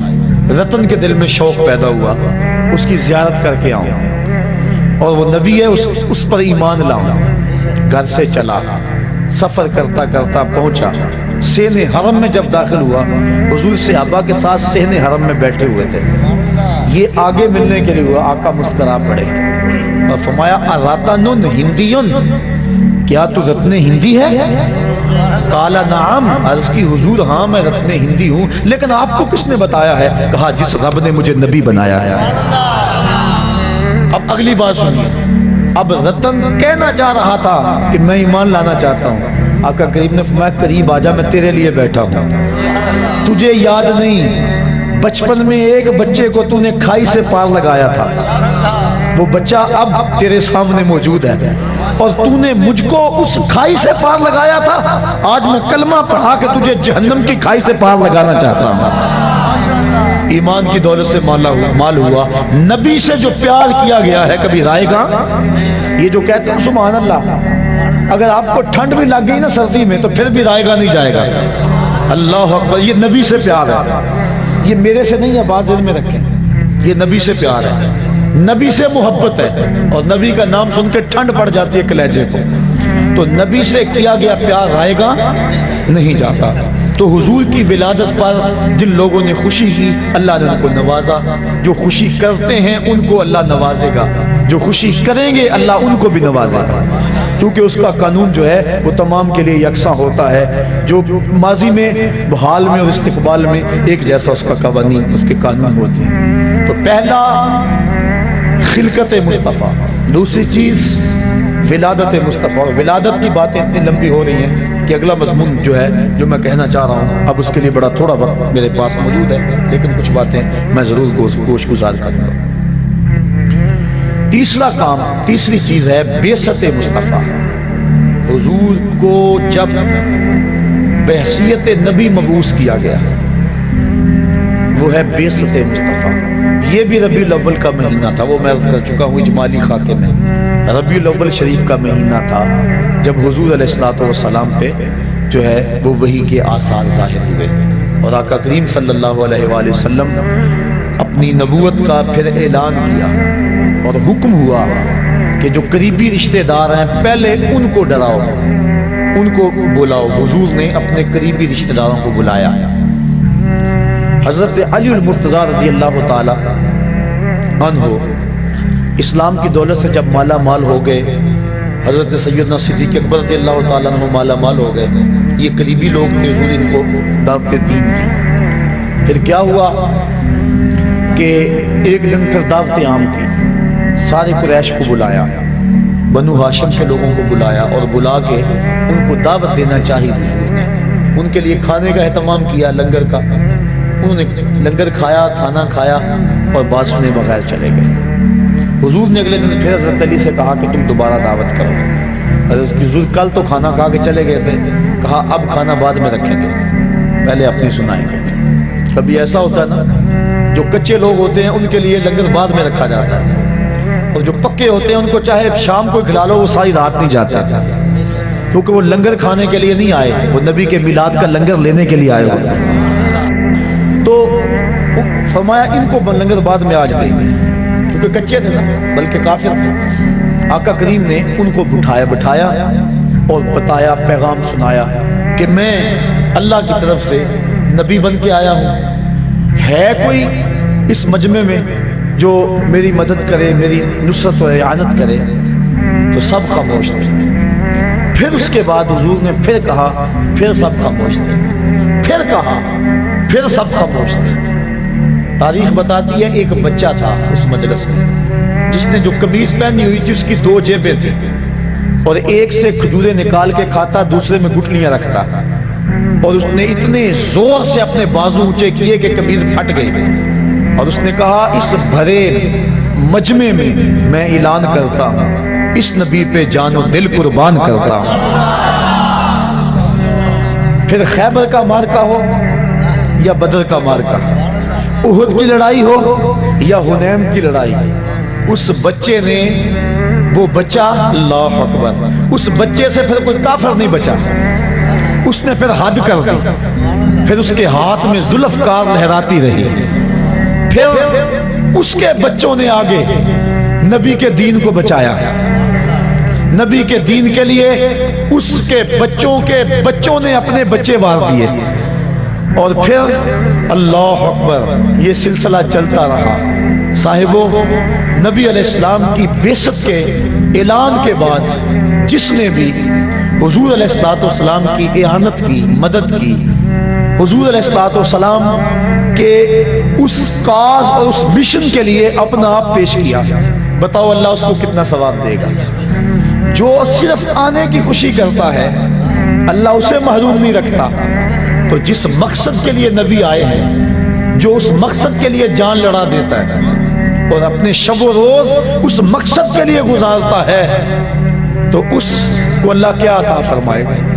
میرے پاس لفظ نہیں ہے کہ میں الفاظ کے قالب میں اس مرتبے کو بیان کر سکوں جو حضور کے دین کے کام کرنے والوں کو اللہ عطا کرتا ہے. علم کے حوالے سے یہ ایک دین کی خدمت کا ایک پہلو ہے. آپ نے سنا کہ علماء کے قدموں کے قدموں تلے فرشتے پر بچھاتے ہیں، اور ایک ایک حرف پہ ان کو کتنا کتنا ثواب ملتا ہے. یہ ایک شعبہ ہے، ایک کام ہے. دین کے کئی شعبہ جات ہیں، جو صرف علم حاصل کرے اس کو اتنا کچھ ملتا ہے. اور عالم کی فضیلت یہاں تک بیان کر دی گئی، من صافح عالما فکأنما صافحنی. فرمایا جس نے کسی عالم دین کے ساتھ مصافحہ کیا وہ ایسا ہے جس طرح اس نے میرے ساتھ مصافحہ کیا. یہ چھوٹا اعزاز تو نہیں ہے، بہت بڑا اعزاز ہے. یہ علم کی وجہ سے اس کو اعزاز ملا، صرف ایک شعبے پہ.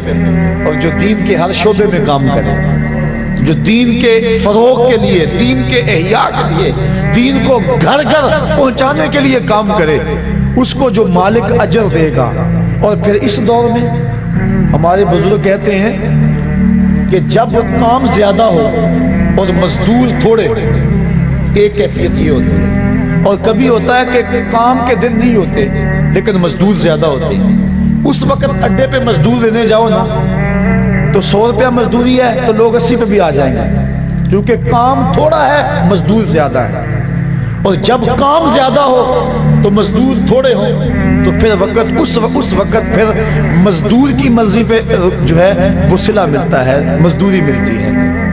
آج کام زیادہ ہے، مزدور تھوڑے۔ آج نبی کے دین کا کام زیادہ ہے اور مزدور بہت تھوڑے ہیں، خال خال نظر آتے ہیں۔ آج اگر کوئی نبی کے دین کی مزدوری کرے گا پھر اس کی مرضی کے مطابق خدا نواز دے گا۔ اللہ کہے گا جو مانگنا ہے مانگ لے، میں تیری جھولیاں بھر دوں گا۔ آج نبی کی بعثت وہ ایک الگ مضمون تھا، چونکہ میرے سے وہ مضمون رہ گیا ہے، اب وقت کی نزاکت میں میرے پاس اتنی نہیں ہے کہ اس کو بیان کروں۔ آخری چند باتیں آپ کے سامنے رکھنا چاہوں گا۔ نبی علیہ السلام جو مبعوث کیے گئے، ایک تو نبی کے منصب تھے اور نبی کے فرائض تھے کہ نبی نے کیا کرنا تھا، امت کو کیا دینا تھا۔ حضور نے جو دینا تھا اس کو حق ادا کر دیا۔ وہ ایک لمبی طویل فہرست ہے کہ کیا کیا ذمہ داریاں تھی نبی کی، اللہ نے کیا لگائیں اور نبی نے کہاں تک ان ذمہ داریوں کو پورا کیا۔ وہ ایک بات عرض کر کے اپنی بات کو آگے بڑھا دوں، اس سے بڑی اور کیا بات ہو سکتی ہے۔ حجۃ الوداع کے موقع پہ 1,44,000 کا مجمع حضور کے سامنے تھا۔ یہ حضور کی 23 سالہ کی محنت ہے۔ اللہ اکبر، 23 سال میں پہلے 40 سال بھی شامل ہیں، کیونکہ کردار ان 40 سالوں میں پیش کیا، پھر اس کردار کو اپنی نبوت کی گواہی بنایا، اور پھر 23 سال محنت کی اور لوگوں کے سامنے جو ہے وہ دین رکھا۔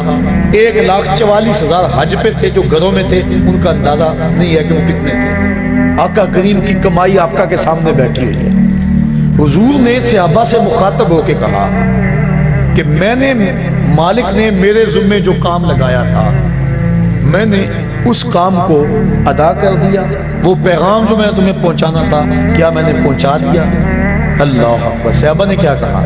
بیک زبان ہو کر، جو چیز حقیقت ہو وہاں بندہ بیک زبان ہو جاتا، ورنہ کوئی کہے اس کے کہنے میں باقی ساتھ شامل ہو جاتے ہیں، لیکن جو حقیقت ہو اس حقیقت کا انکار نہیں ہوتا۔ سب نے بیک ہو زبان ہو کا ادیتا و نصحتا، حضور آپ نے حق ادا کر دیا۔ انہوں نے دیکھا تھا اس دین کے لیے نبی علیہ السلام کبھی طائف کے بازاروں میں کھڑے ہیں، کبھی ذی المجال کی منڈی میں کھڑے ہیں، کبھی عکاظ کے میلے میں کھڑے ہیں، کبھی اللہ کے حبیب مکے کی طرف آنے والے راستوں میں کھڑے ہیں، کبھی حج کے موقع پہ لوگوں کے اندر جا کے ان کو پیغام دین دے رہے ہیں۔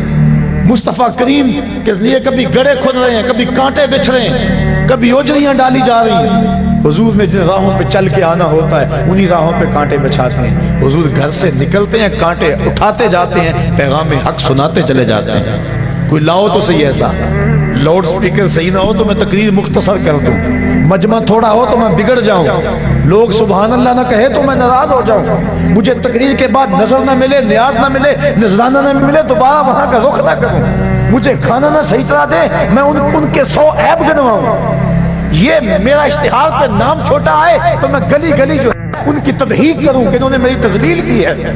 میں تو اشتہار پہ نام ہے اس نام پہ لڑتا ہوں، میں تو بعد میں مٹھی گرم نہ ہو تو اس پہ لڑائی کرتا ہوں، میں تو لوگ تھوڑے ہوں تو اس پہ لڑتا ہوں، میں تو مجمع صحیح ذوق والا نہ ہو تو میں کہتا ہوں آج تقریر کا لطف نہیں آیا، میں تقریر کے لطف پر روتا ہوں۔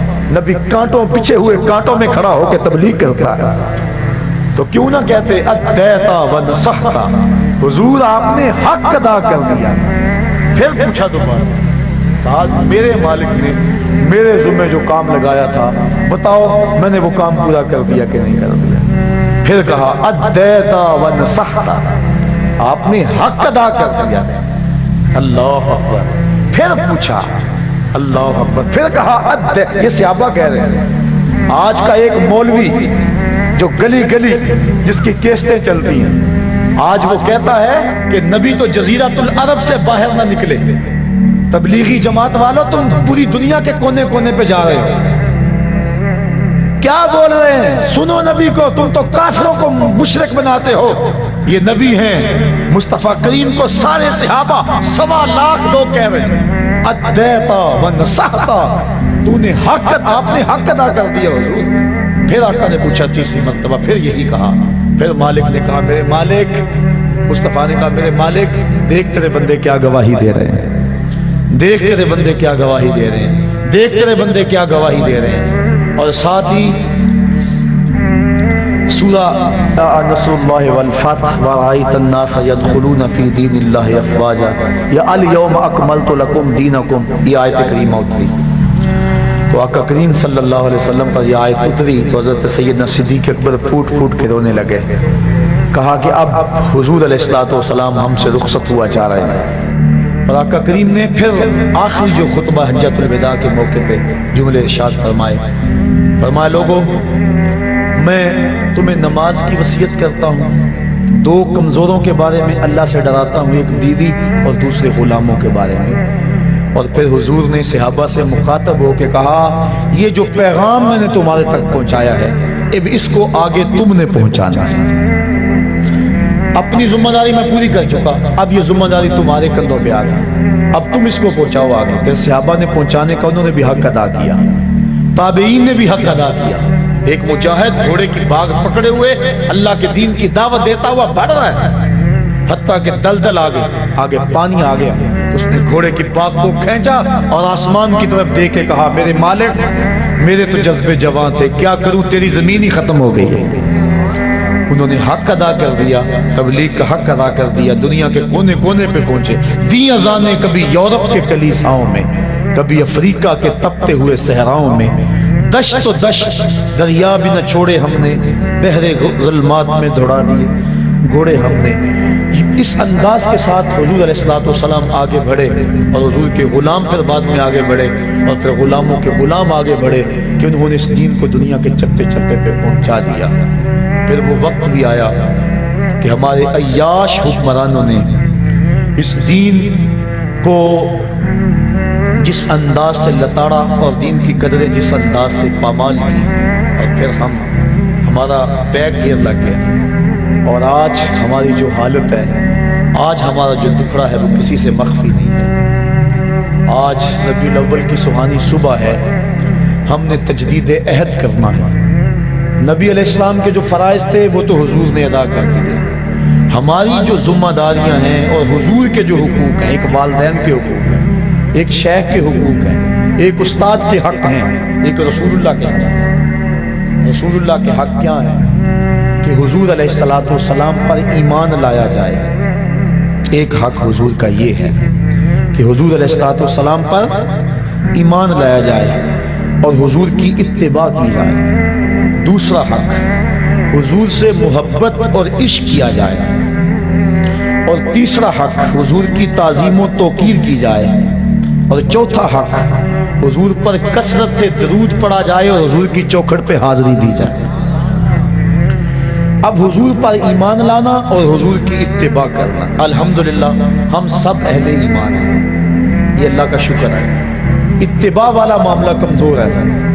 آج ابھی مجھ سے قبل اسی اسٹیج پہ بات ہو رہی تھی کہ آج ہم نام تو حضور کا لیتے ہیں، لیکن شکل و صورت سے لے کر لباس تک، وضاقتہ سے لے کر اپنی عادات تک، اپنی شادی بیاہ کی تقریبات کی رسوم سے لے کر اپنی زندگی کے کاروبار کے ہر مرحلے تک ہم غیروں کے طریقوں کو، ان کے انداز کو اپنے گلے سے لگائے ہوئے ہیں۔ آج تجدید عہد کا دن ہے۔ میرے سامنے یہ جو ہزاروں لوگ موجود ہیں، میں کبھی کبھی تو ان حالات کو دیکھ کر مایوس ہو جاتا ہوں، جو کچھ دنیا پہ ہو رہا ہے۔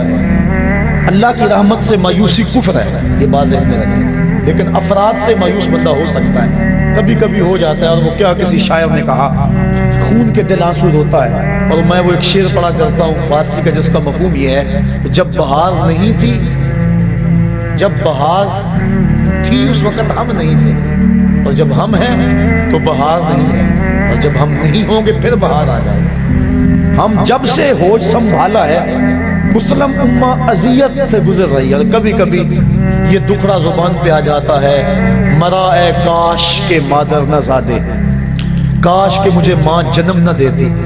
اور یہ دکھڑے، یہ مصیبتیں اپنی آنکھوں سے جو دیکھ رہے ہیں، سقوط کابل بھی ہم نے اپنی آنکھوں سے دیکھا، اور سقوط بغداد بھی ہم نے اپنی آنکھوں سے دیکھا، کشمیر میں لٹتی ہوئی عزتیں اور پامال ہوتی ہوئی عصمتیں، یہ روز کی کہانیاں ہمارے کان سنتے ہیں۔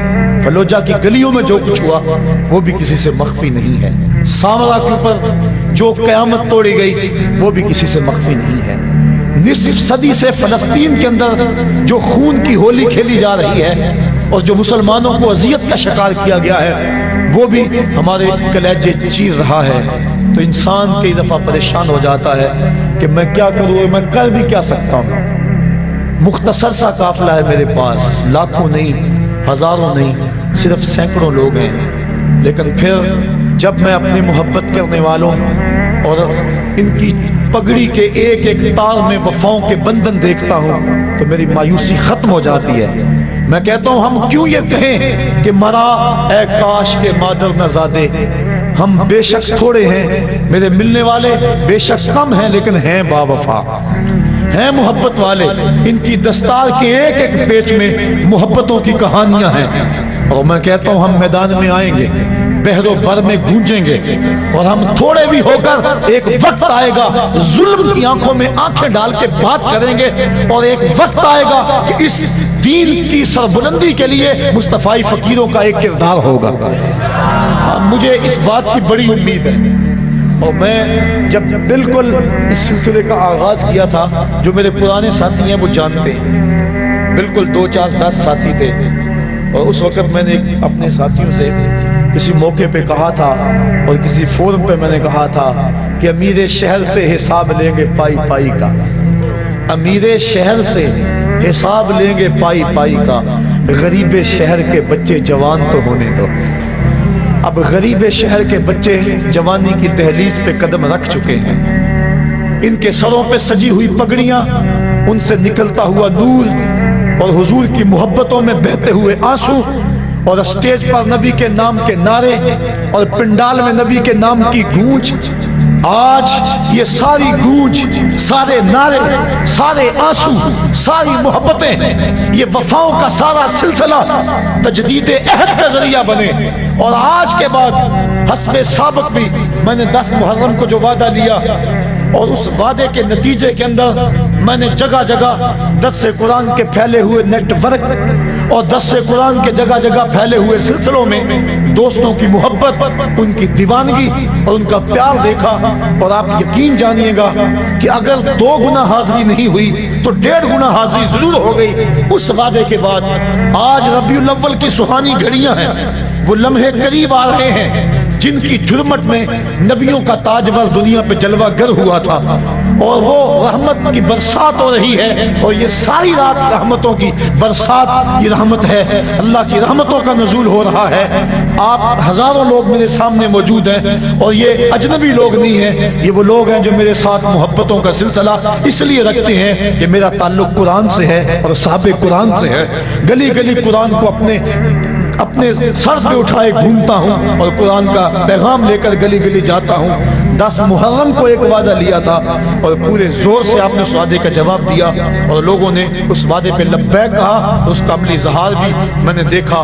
آج مصطفیٰ جان رحمت پہ چھم چھم برستی اس سہانی گھڑیوں کے حسین لمحوں کے اندر وہی وعدہ آپ سے دہرانا چاہتا ہوں۔ میرا ہر بار کوئی نیا وعدہ نہیں ہوتا، آج پھر وہی وعدہ ہے، اور یہ وعدہ آپ نے زبان سے نہیں، دل کی اتھاہ گہرائیوں سے کرنا ہے، اور زبان سے قوت سے اس وعدے کی پختگی پر مہر لگانی ہے، اور آپ کی یہ آواز ہوا کے دوش پہ گنبد خضرا کے مکین تک بھی پہنچ رہی ہے، اور مصطفیٰ کریم تمہارے اس منظر کو دیکھ رہے ہیں۔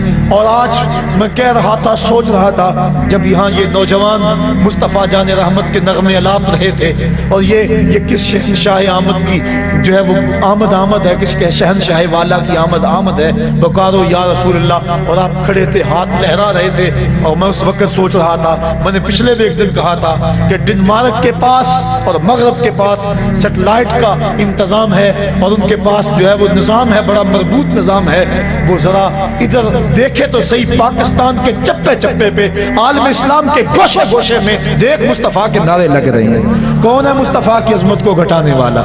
جس کے سر پہ وَرَفَعْنَا لَكَ ذِكْرَكَ کا تاج خدا نے رکھا، جس کی عظمتوں کی گواہی خدا نے دی ہو، اور جس کو اتنی بلندیاں دی کہ قدموں کی چاپ فراز عرش پر گونجتی رہی۔ حضرت عیسیٰ جس کے نالین کے تسمے کھولنے کی سعادت کے لیے آرزو اور تمنائیں کرتے رہے، وہ کتنا بلند ہے، کتنا بالا ہے، کتنا اونچا نبی ہے۔ تو آج ہم نے آج کے اس مبارک دن تجدید عہد کرنی ہے۔ آج کے بعد ہم نے اللہ رسول سے وعدہ کرنا ہے، ہم جئیں گے تو اللہ کے لیے، ہم مریں گے تو دین کے لیے، اور زندگی کی آخری سانس تک رسول اللہ کے وفادار ہوں گے۔ یہ آج ہمارا تجدید عہد ہے۔ آج دوبارہ ہم یہ وعدہ کرتے ہیں، اور یہ وعدہ آپ میرے سے نہیں کر رہے۔